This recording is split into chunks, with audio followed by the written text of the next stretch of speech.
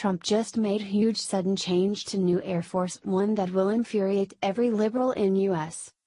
For months, rumors have gone around about what President Donald Trump's new Air Force One would look like. His election win came at a time to renew the contract with Boeing, who builds the important plane. With that negotiation, he gets to decide what changes will be made to customizable aircraft, and there's one he just surprised everyone with that never been done before and will surely infuriate every liberal in America. After much speculation, we're finally finding out what this new airplane is going to look like, with Trump calling the shots.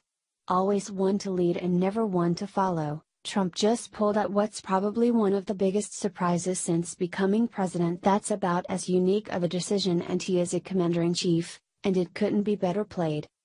From the start of the Air Force One contract, Trump went his own way, saying that what Boeing was wanting to charge was out of control at a whopping $4 billion.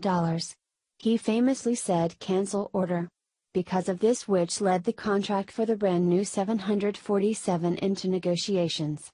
This resulted in a lower cost, but still not where Trump wanted it out of concern for saving the country needed money. What's impressive is that he's worked hard on this deal and won't even be able to benefit from it, since the aircraft won't be completed until after he's out of office. However, he's leaving his mark anyway with what he's just decided to do. In his ongoing effort to reduce the cost, he came across an ironic opportunity. The Hill reports. The Air Force will reportedly attempt to lower costs on a pair of new presidential planes by buying two Boeing 747 jetliners abandoned by a bankrupt Russian airline. Service officials are working through the final stages of coordination to purchase two commercial 747-8 aircraft, Air Force spokeswoman Ann Stefanik told Defense One. The deal could be announced as soon as this week, though the Air Force is not expected to release the contract value, according to the report.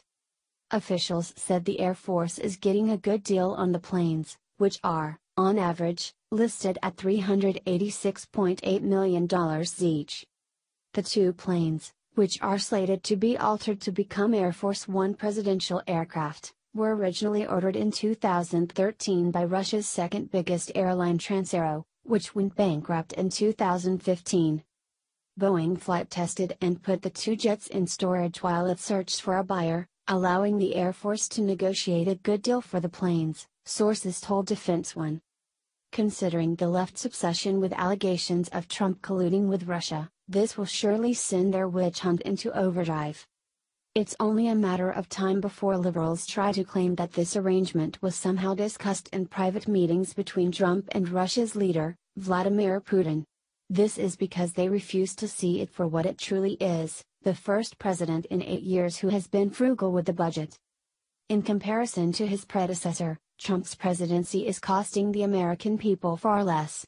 Barack Obama's was expensive, to say that least. Our national debt is topped an astonishing $20 trillion by the time he left office, and he's happy to spend taxpayer money on anything, including himself. Obama's annual Christmas vacation to Hawaii with his family in 2015 cost taxpayers nearly $5 million, according to Law News. Trump doesn't even take a presidential salary while he's in the Oval Office, donating the quarterly checks to valuable causes instead.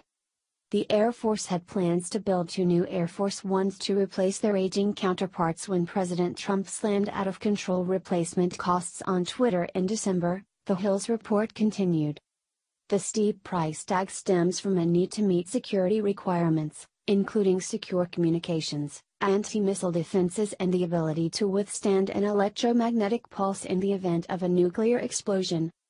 After Obama racked up $20 trillion in debt, you'd think the average person wouldn't care about racking up the debt any additional $4 billion. It's about time we have a president who realizes that it does make a difference. The only thing that could make it better is the fact that he's saving money by potentially using Russian planes to do so, which is an awesome circumstantial jab at Democrats' favorite scandal they can't seem to let go of.